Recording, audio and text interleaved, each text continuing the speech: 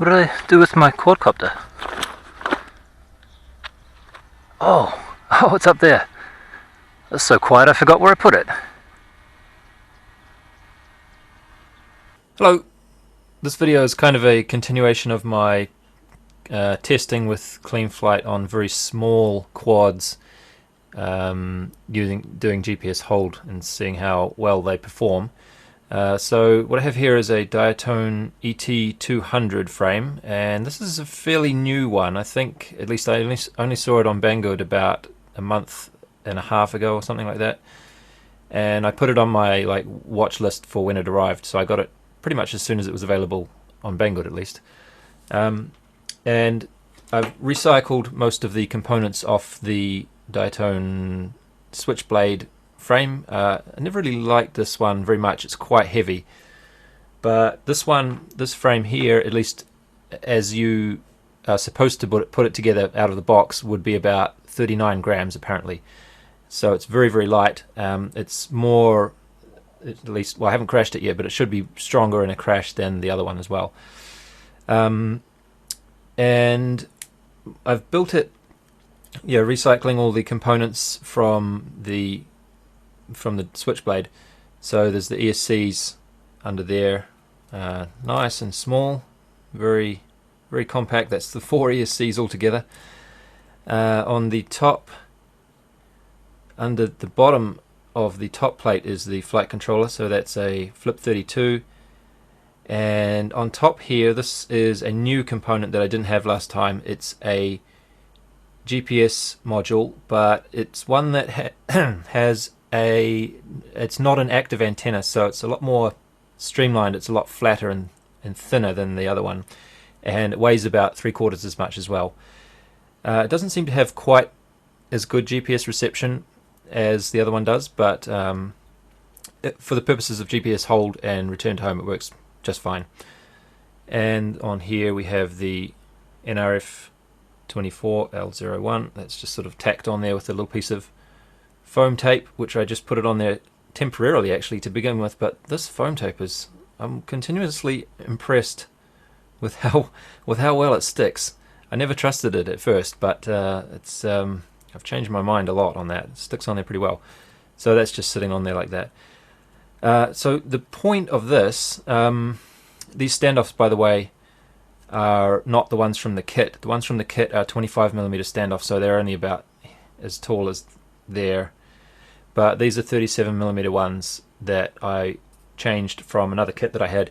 And the reason for that was because I wanted to keep the magnetometer as far away from the ESCs and the battery and all these high current DC wires like this as possible, to see if it would improve things, because part of the problem I was having last time with the switchblade, I think, was that the distance between the ESCs and the magnetometer was very close. So this is only a 20mm standoff here, and I had the ESCs here, and then the flight controller was in there, so they were very, very close. And I'm pleased to report that most of the magnetometer issues seem to have gone away just by having this extra distance between the flight controller and the ESCs. There is also in between them now a sheet of carbon fiber, which I think might serve to diffuse the magnetic field a little bit that's coming from the ESCs. I'm not really sure. I know that carbon fiber is electrically conductive, and also it messes up RF propagation as well. So I'm assuming that it would also do something to mitigate the amount of magnetic effect that can get through from this side to that side. Other than that, I haven't really changed anything else, but I really like the flight times I'm getting off this. Before I put this GPS on, I did a hover test in my room with a 1300 milliamp hour 2-cell battery, and it flew for 20.5 minutes. 20 minutes and 30 seconds on a 1300 milliamp hour 2S. After putting the GPS on, that's sucking a little bit of power and adds a bit of weight too, so I don't get 20 minutes anymore, but I still do get about 14.5 minutes flying, using GPS hold and stuff. So when you're doing flight time tests like that, it's quite nice to have a GPS hold available so that you don't actually have to concentrate for the whole 15 minutes yourself and fly it. Not really much else to say about this. I have some flight footage here, so I'll show you that. I went out on 2 separate days, and the first day I had the mixing all wrong. I was using my mixing calculator that I showed in my previous video, but I didn't have the output of it calculating correctly. So I had all kinds of trouble. It still managed to do GPS hold okay, but on the next day after I figured out the proper mixing, it was much better, much more fun to fly. Oh, just before I do that, I wanted to show how light it is. It's 164 grams with no battery, with a 2S 1000 mAh battery, which seems to be the most comfortable one that it performs the best with at the moment. That comes to 218 grams. So this is a GPS hold capable quad that can fly for, with this battery, 12.5 minutes, or 12 minutes maybe, for 218 grams. It actually has a buzzer on there, the Clean Flight 5-volt buzzer. So if you were game enough to fly it just by using that buzzer, it would be 218 grams. I use one of these, which adds another 4 grams, I think. So this is what I was flying with. So it's 222 grams for 12 minutes of GPS hold. Not bad, hey? And here we go. This is the first proper outdoor flight.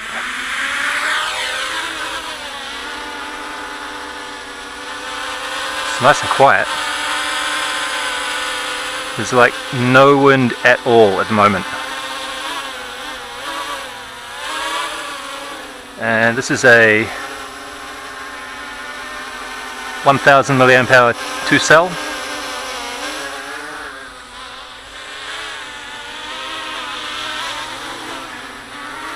I've flown this inside in my room quite a bit, so I'm fairly confident in it.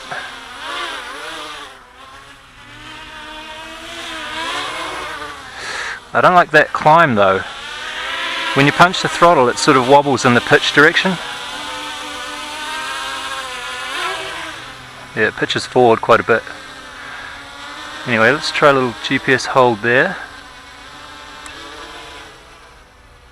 Oh.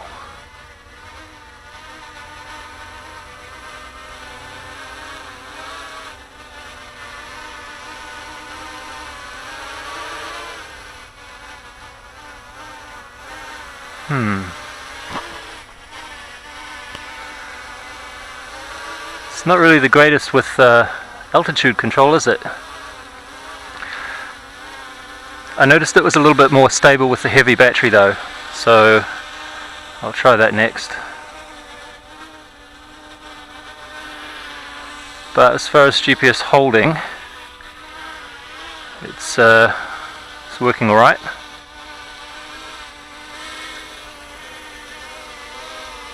I think.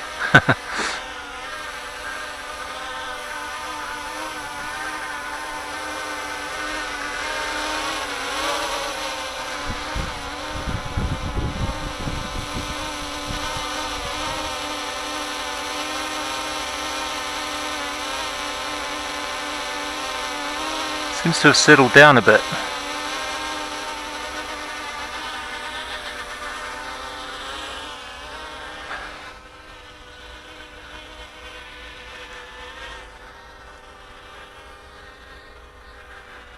Okay, let's have a bit of a fly. Oh, that's terrible.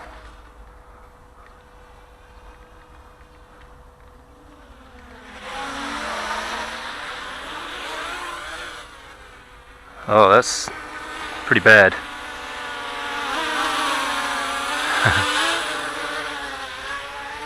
There's almost no stability in the pitch direction.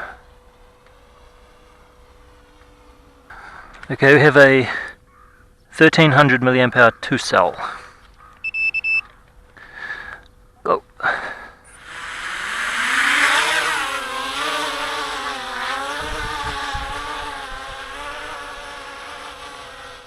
Wobbly.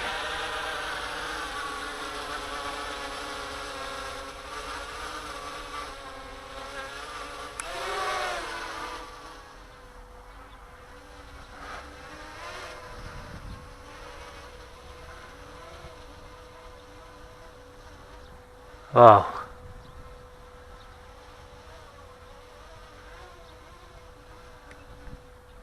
Altitude just went berserk.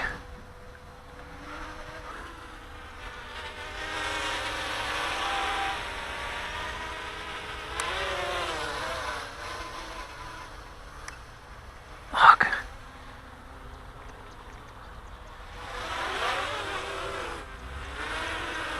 Can't do a GPS hold at all. All I did was change the battery.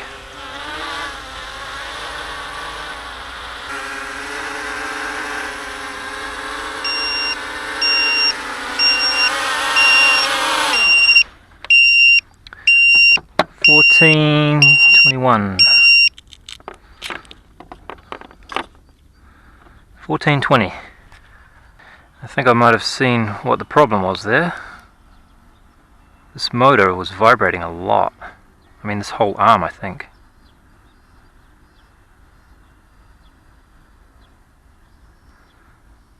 I think where it would. Stuck on there real good. The props are not really damaged. Doesn't bend much. Spins fine. I have no idea. Can you see that vibrating? The rear right motor, the black one? It's terrible. Why?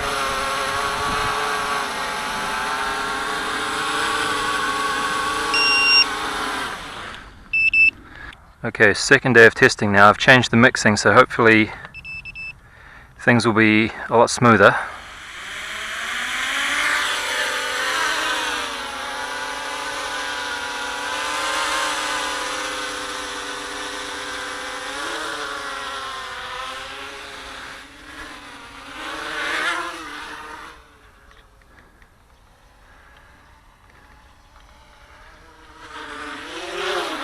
Oh, that's better, yeah.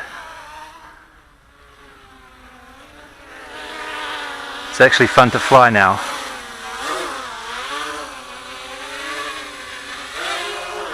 And when we do the punch out, we go straight up with no wobbles. That's much better.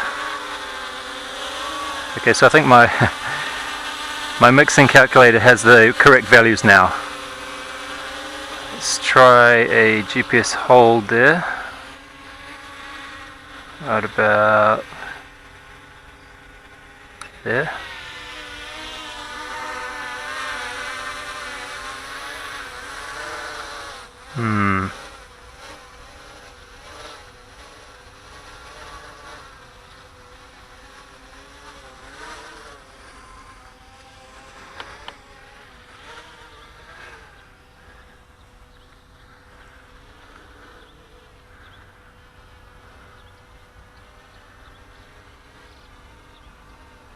Still not too hot on the altitude control, is it?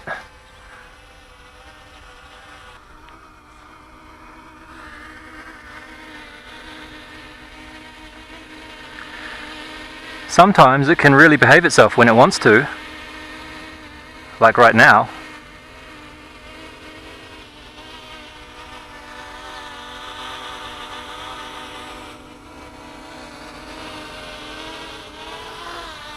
But always there's that little sudden upwards movement that's just hanging around, never really goes away.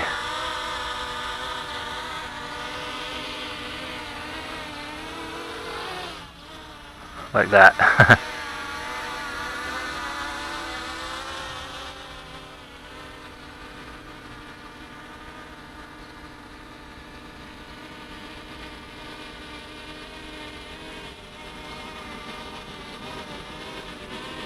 But I think for this size of frame and for this weight, it's doing pretty well.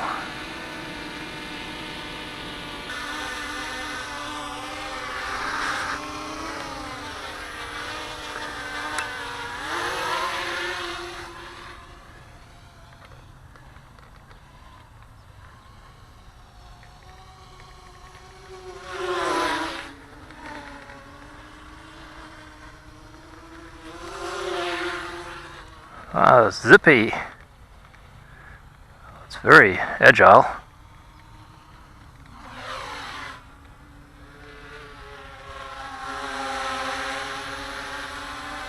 And then if we want to scratch our nose or something, we can just put it in GPS hold. Scratch, scratch, scratch. And away we go. Oh.